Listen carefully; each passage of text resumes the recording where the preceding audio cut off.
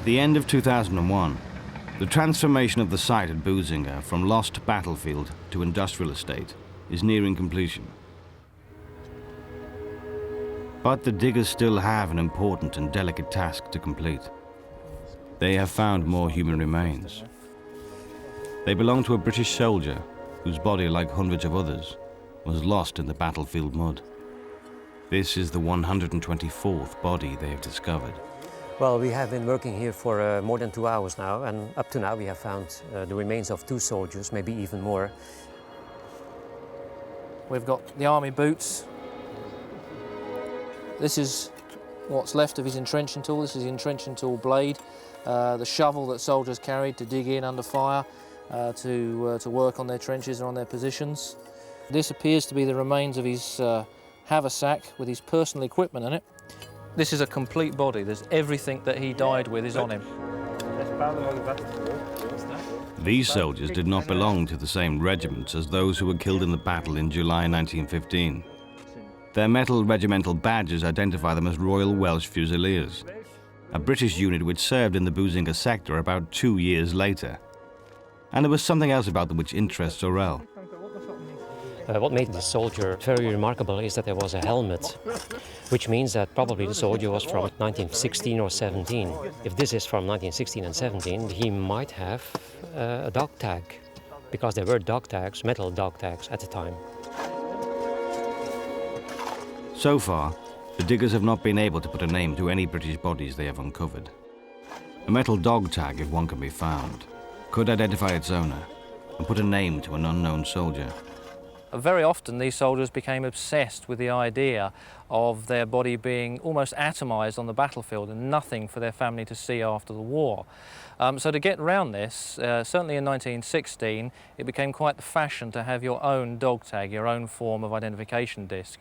And this took the form of an aluminium disc, such as this one here, which was worn normally on the wrist.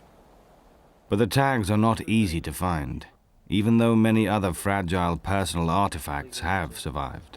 And there's an iodine ampule up here that, again, every soldier carried one of those alongside a first field dressing, a bandage that every soldier carried into battle, into the field, and had with him in a small part of his tunic, so that he had an immediate means of dressing a wound as and when or if he was wounded. At last they unearth an item, which gives them a chance of working out who this soldier might be. We have a small wooden brush here that may, once Patrick cleans it up, have some further details about who he is. It could have his regimental number scratched on the top. During the past 25 years, only one body of an unknown British soldier has been positively identified in Flanders. If the diggers can identify this Fusilier from his belongings, one more soldier's name will be brought in from the gold. It looks like a P there. Possibly some initials. There's definitely something in the middle there. But it's not as clear as we hoped. It's very difficult to read it. It could, of course, just be scratching from general use. It's a disappointment for the diggers. But a few minutes later, they find a small leather purse. Yeah. Oh, yeah. What's with coins? With coins. Yeah. And other things. Well, we've now found some coins in his wallet that are French francs dated 1917. So that firmly ties us now down to a year. It can't be before then. It's very unlikely to be after then, because the Royal Welsh Fusiliers, as far as we know at the moment, didn't return to this area in 1918. So it's looking more and more likely to have been men killed sometime from January 17 up to just before the Battle of Passchendaele. Except for these clues about when he died, the coins reveal little else about their owner. But even if they can't identify the man, they are getting closer to finding out how he may have died.